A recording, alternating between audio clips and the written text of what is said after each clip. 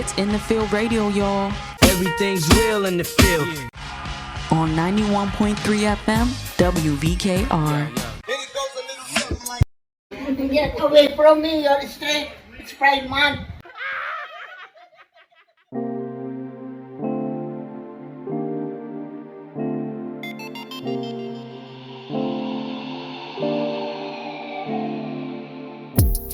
Welcome to In The Field Radio, 91.3 FM, WVKR, Poughkeepsie Independent Radio.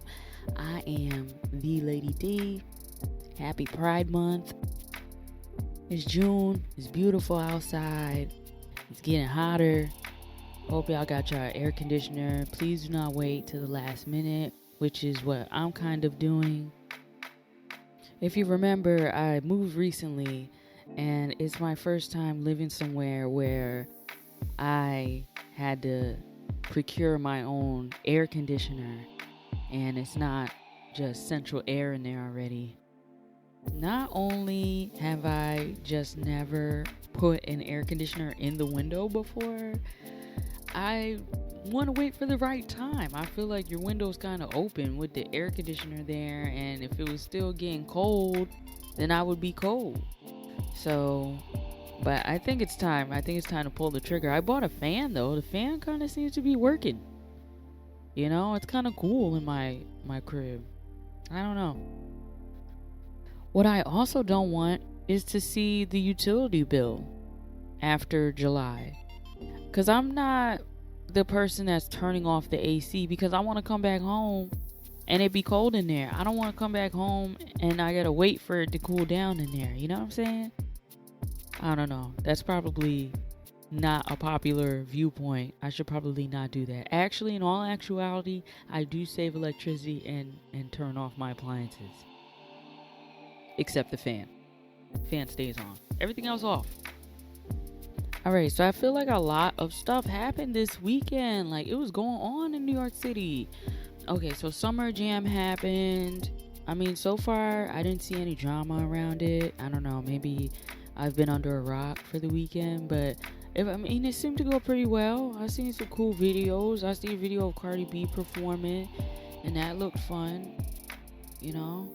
So, I seen some people I know out at Summer Jam. That was cute.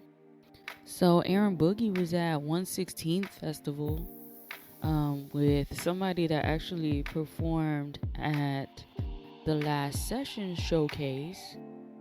Her name is Kai Kai the Dancing Broccoli. So she was there on the Nickelodeon stage with her cool blonde afro. Erin, Mikey, they all had a good time. Calvin was out there. So, you know, that's where she was at. Then after that, she went and caught an interview with Josh X out in Long Island.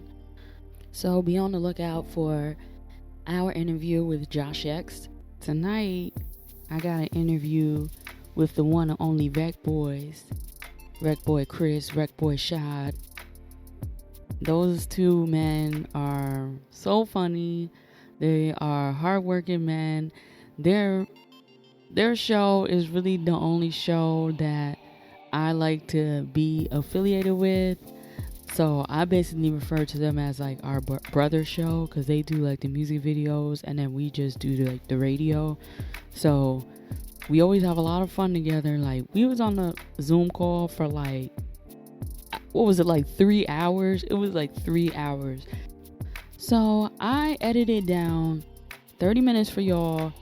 30 minutes of no swearing or anything like that. It was very hard because we were all very loose at the lips and just saying whatever. So follow our podcast on Spotify, In The Field Radio, Spotify, wherever you listen to podcasts, Apple Podcasts. This episode is basically straight to podcast because everybody was just saying whatever they wanted. Shots were fired. Nobody was safe.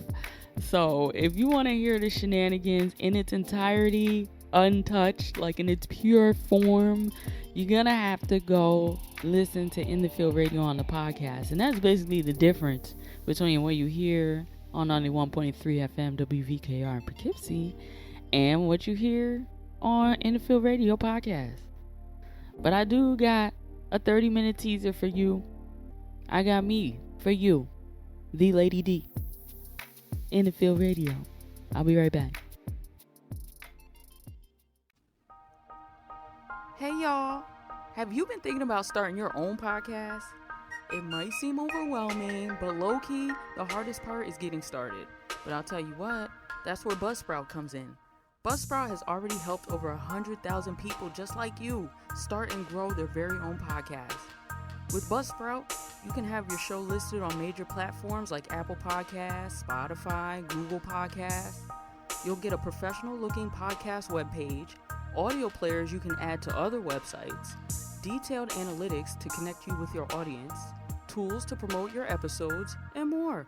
Stop waiting. Start your podcast today and get a $20 Amazon gift card. All you gotta do is click the link in the show notes below. This lets Buzzsprout know that In the Field Radio sent you and helps support our show. Videos, they're trying to. That's Hey, okay. everybody ignore that. None was That's said okay. there. I'm cool. But you know, I'm gonna leave the meeting. I'm with you. Nah, I mean, my thing is, man. listen, like I said, Get him out of here, man. Get it. The diet Over the catchphrase. years,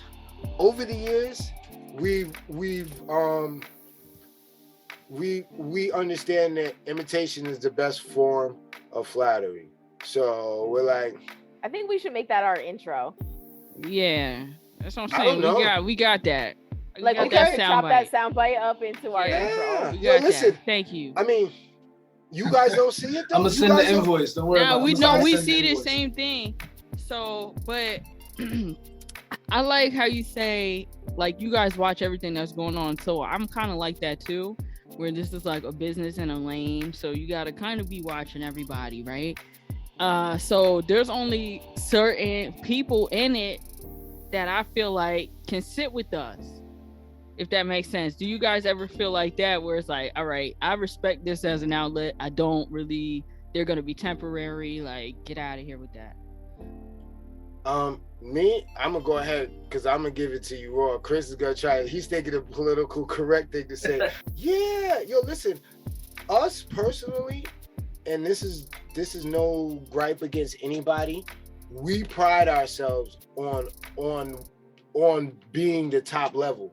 So anybody and everybody, we feel like, yo, we either there or above. We don't feel like nobody is lapping us. Well, how long have you guys been doing this now? I want to say we started in 2014. We had the first interview of In the Studio. It was with Juice Ortega. Now wait. You got to take them back though. So we had the first thing we ever had was it On the Rec? Oh, it was the FM radio station first. No, we had the FM first. We had the Friday night pregame So first. we had FM radio. What was that, like 2012, 13? Yeah, 12, 13, going And into 14. what station was that on? What station were you guys on? That was 98.3 98.3 in WSUL. Sullivan County. Yeah. Now, mind you, I don't know if y'all know Sullivan County, but Sullivan County does not play hip hop music. No. Like, So y'all was playing hip hop in Sullivan County? we was playing hip hop music in Sullivan County on a Friday night, and we used to call it the Friday night pregame. And in that, we used to play independent artists. We used to sneak it in the rotation and play independent artist music from the area up there. So you were on a commercial radio station? Yeah. Right. Okay, And so you you was were on a sneaking commercial it radio in. station sneaking in independent artist music. Shout out to Right. y'all. That is Yo, so blends amazing. and This everything. is like how Yes. every biopic starts. Like, yo, Yo, please you know sneak what's this even in. more crazy is that our artist did the intro to the show. Yeah. So, and because I'm a DJ at heart, every show had the same vocal intro but different beat. So I blended, like one was the I Think I Can by Nas, and it was the intro. And then the following week we used the same intro with the Reebok Jay-Z and 50 commercial beat. So every week we were giving a new touch of us, and then we were slipping not in. only that, not only that, but him being a blend DJ too, what we used to do to them was, once they caught on and they started like, yo, y'all gotta chill, y'all can't play this, y'all can't play that. Mind you, we used to edit it and do all that, but you know how like radio tells you what you can play, like they go through the computer, like this the type, y'all know, you know what I'm saying? So we started blending, Shad started blending their vocals to industry beats. For the longest, I say for about a year, they never caught on. Yeah, Who were some of the artists? Who were some of the Yeah. independent artists you guys were playing? we played everybody. Yo, listen, at that point in time, we had our partner with the On the Rec had the, I want to say 11 to 5 o'clock slot. So daily. So he's like, we were doing a voting system. So we would get all the independent artists and we would do like, yo, this is the top independent artists who submitted their music. Guns was on there. We had a few people, Jackson Wallace, this God rest his soul, Sice was on there. A lot of people from Sullivan County, we were like clicking, and it was wild because at that point in time, there was a lot of people doing music, so everybody submitting music and voting. You know, it got so much that, you know what's crazy too? Moochie and them, they started doing that shit after us. Yeah, remember they started doing her countdown? Her countdown started after we were doing it with WSUL. That's another thing. So yeah, we the GFs of this. Yeah, especially out here. So then we got tired of them telling us what we could do and what we can't do on the radio. And then we started doing On the Rec with DJ Rec Boy Shad, which basically was the same show but internet version. And after that, we started in the studio with the Rec Boys, where we I want to take it back cameras. before we get into in the studio with the Rec Boys and the cameras and all that. How did you guys meet? Oh, this is funny. That's funny. So I knew his sister through mutual, like, so my wife is from Liberty, which is the town where he's from, up there in Sullivan County. And through my wife, I met his sister. His sister used to threaten me with him. Like, yo, when my brother come home, you gonna see. And I'm like, who is Shad? Like, who's this guy? Like, I'm thinking it's some 6 foot, 390, muscle, crazy. I'm like, oh man, when this guy come home, it's gonna be crazy. Oh man. And he come home, and when they like, yo, that's Shad. Like, I met him through somebody else at the basketball court. And they're like, yo, that's Shad. I'm like, that's Shad? That's your brother? And they're like, yeah. I'm like, nah, that can't be him, because I'm thinking he's like, you know, like Superman is in my mind anyway, you know, from everything she was telling me. But that's how we met, on the basketball court, and me getting threatened by his sister. And then you guys became friends immediately, or it's no? Check this out. Let me tell you the second part. Funny story. Yeah. So Liberty's not that big of a town, and we're talking about, it's like 2004, 2005-ish, somewhere around there, 2006. Everybody's popping. I'm full-fledged in the streets. You know, he's one in, one out, you know, about to have his second child. I get caught up catching a brand new case.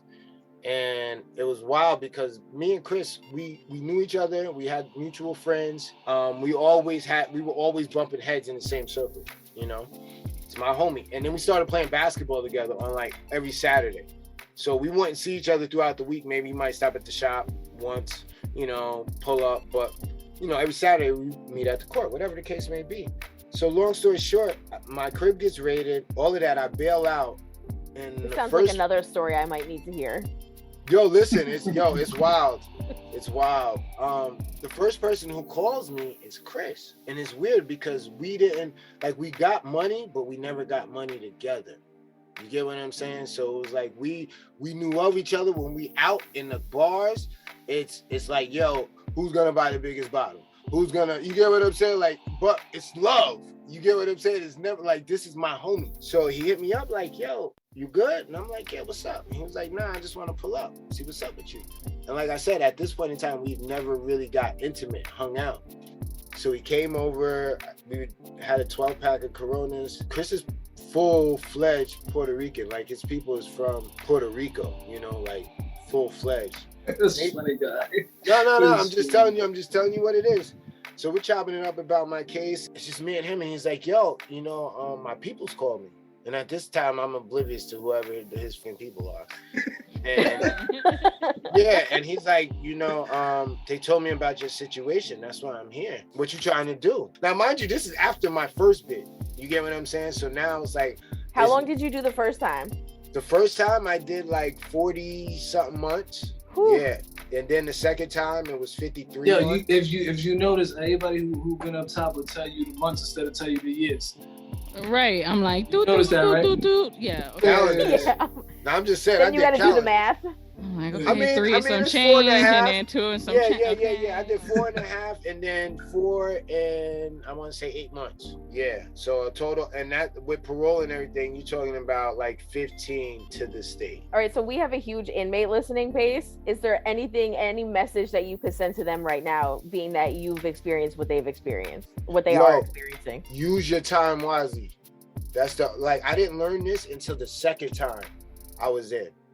You get what I'm saying? The first time I was in, I was 19 years old, best shape of my life. Only thing I wanted to do was play basketball and smoke weed. And you get what I'm saying? And do my time. And it was, I fought, but it was over basketball. I wasn't no punk. Nobody knows where, Sullivan County is when you're upstate. You know what I'm saying? It's usually the 5 boroughs, Buffalo, Syracuse, the big cities in New York State. So, you don't have to join no gangs. You don't have to join no religion. Just be you. You get what I'm saying? Know the rules, but use your time to your advantage. My second time, all I did was write and study and prepare for when I was released. And this is why this is why I'm able to be the partner to Chris. Is because I was able, you know what I'm saying? Like when I came home, Chris would tell you, I'm like, yo, we gonna do this music. He's like, and I'm like, what you mean? And I had learned how to play music. I had a keyboard upstate. You know what I'm saying? Now, mind you, I did other upstate too. Like I did all my stuff for freaking CDL license. I got my accountings. I did a couple of college courses. Like I did A through like double Z plans so that when I come home this time, I don't have to go back to selling drugs. You get what I'm saying? But my main focus was on music. And it was weird because I went so hard that I made everybody else in my life believe in me. Chris believed in me even having a conversation. He believed in me enough to send his cousin the beats. From his cousin taking the beats, he got us our first placement for a documentary. From there, we marched in the Puerto Rican Day Parade. This is all within the first year of me being home. I'm on parole, and I'm walking on national TV in the Puerto Rican Day Parade. You get what I'm saying? Just some guy who learned how to make beats in Walk Hill Correctional Facility. You get what I'm saying? So It was like, yeah. So and just like my biggest thing was convincing Chris. I knew it because he was the biggest skeptic. What can you tell who bought his first home at 25? It knows this because this is the mentality, so when you go at him, you gotta make him believe you. And then once he believes you, it's on and popping. All I had to do was just put it there. And then he launched everything else. He got the copyright, he made sure we were good on the taxes. You know what I'm saying? Like, it was like, all right, I'm gonna boost you up. And then he got everything settled. And he's like, all right, now I'm gonna boost you up. And now we got everything settled. And now we're gonna climb out the hole together. And it's been us ever since. But I love definitely solid. Yeah, real talk. We got close because he wanted to take me down to Puerto Rico so that his peoples can get rid of my case. So I know. Listen. Yo, what is this kingpin stuff going on here? No, it's not even that. It wasn't even that. That's another story. That's after. Chris, I need your number. I'm gonna memorize it in case I ever get locked up. No, listen. And then I denied that, fought it again, and then kept fighting. I was out for 1.5 years. And he was with me the whole freaking time. Like, yo, listen, I got you, whatever. And then from there, I came home.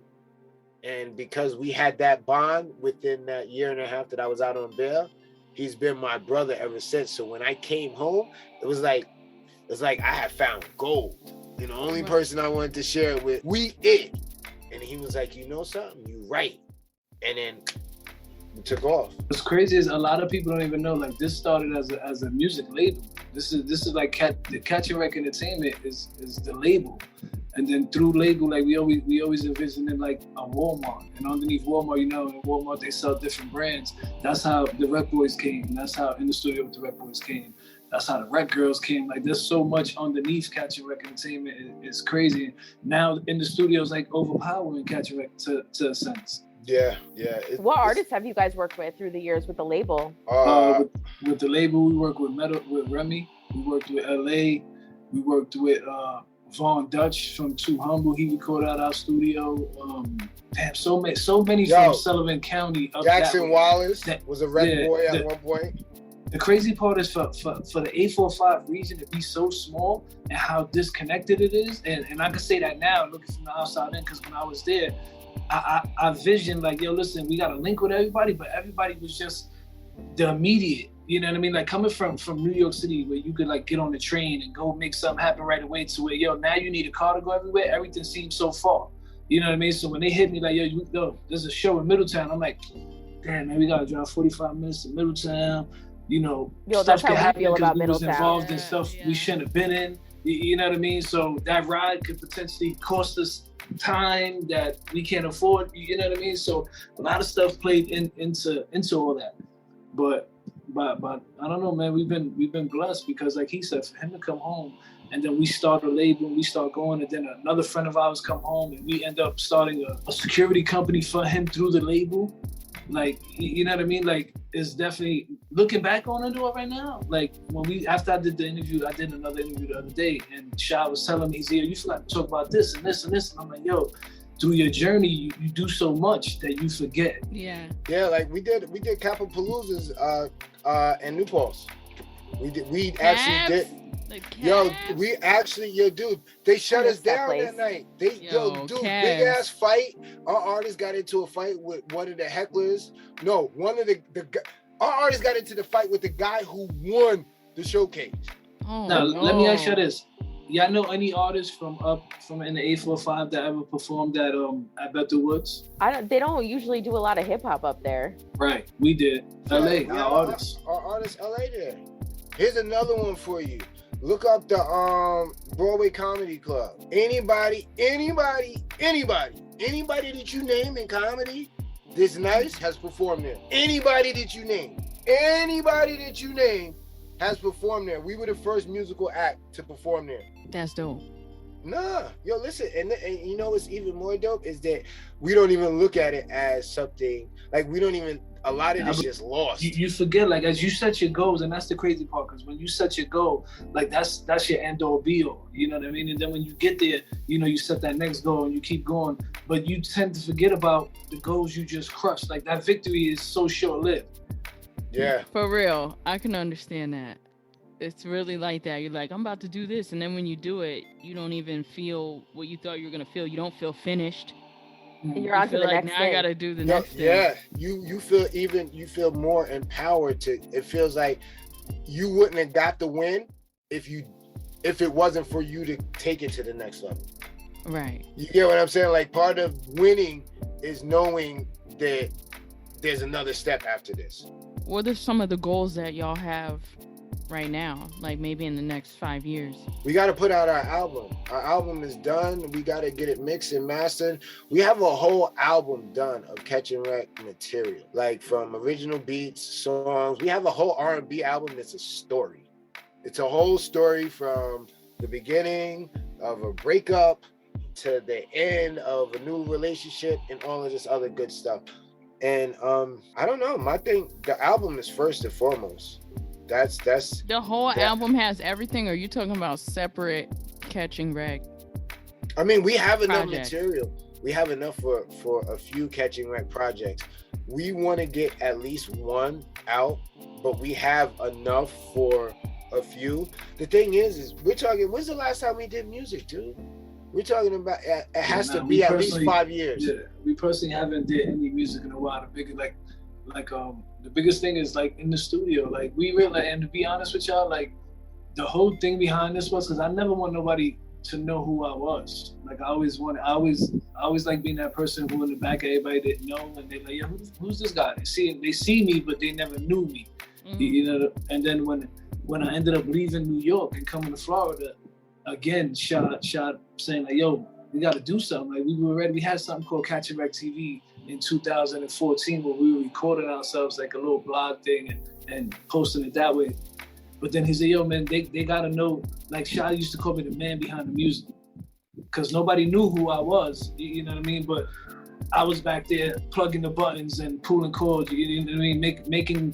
Making sure that Shad as a DJ and the artists and all of them were being known and moving and making music. So now knowing all that, then we decided, yo, we gotta get out here. We gotta start doing something because we in two different areas, but we can't let that impact what we got going on. And that was the birth of In the Studio with the Rec Boys. Like I don't know if we were really the first. And I'm not talking about in the 845 because I don't think I never thought locally. You know what I mean? I'm always thinking like Afghanistan type. I want to get over there. I want to go to Hong Kong and Korea and those places. Like, listen, Deb just got back from Afghanistan. Nobody wants to go to 10 out of 10 do not recommend. Yeah, I'm not saying we want to do it on the music level. level. The podcast to go over there. Like, not right now. You need to give him a couple of years. Oh yeah, they wilding like that? That's crazy. Yeah, go to Dubai or somewhere. Okay, see, somewhere like that. See. Yeah.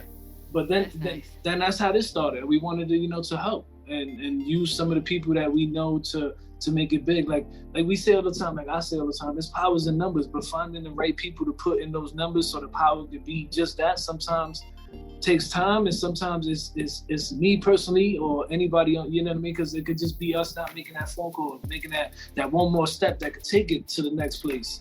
You know what I mean? Because life happens. Speaking of power in numbers, that's the name of which one? The second mixtape we did for the 845. If you hear them say 8:45 grind. Yeah, that's I do us. be hearing that.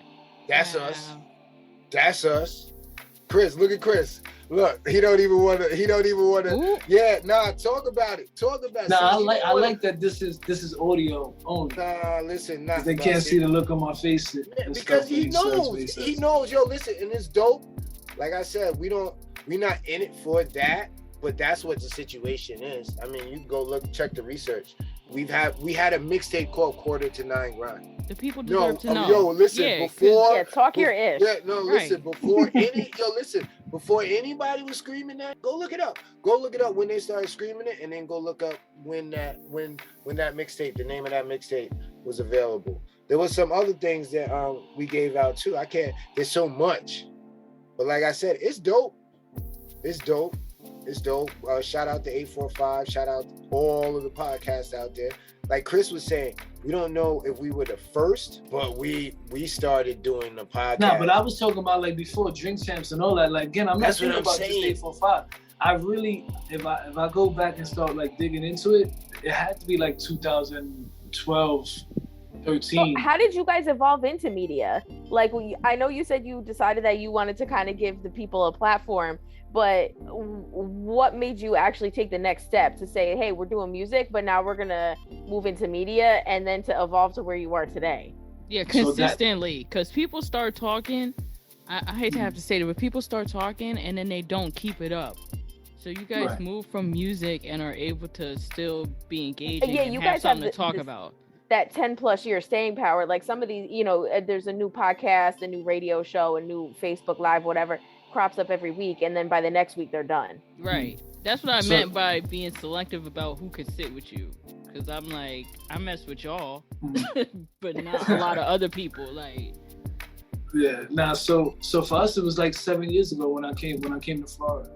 That's when we was like, we're gonna do the media thing, and at first it wasn't even media. It was, we're gonna play artist music videos and bring them on and just chop, because the whole essence of our show is in the studio. So we try to bring the vibe to where artists might be recording in the studio or just hanging out in the studio, listening to beats and just talking like regular studio talk. You know what I mean? It's not really like sitting down like, oh, so how was your album? You know what I mean? We started off like that, but it was too cookie cutter.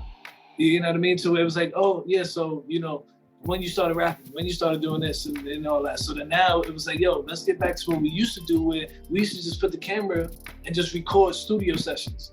leave it recording for 8, 9, 10, just change the storage cards out. And then that's how we did the Catch and Wreck TV thing. We used to just break up snippets. And then that's how we started promoting the songs and doing all that. So we just incorporated all that in the studio.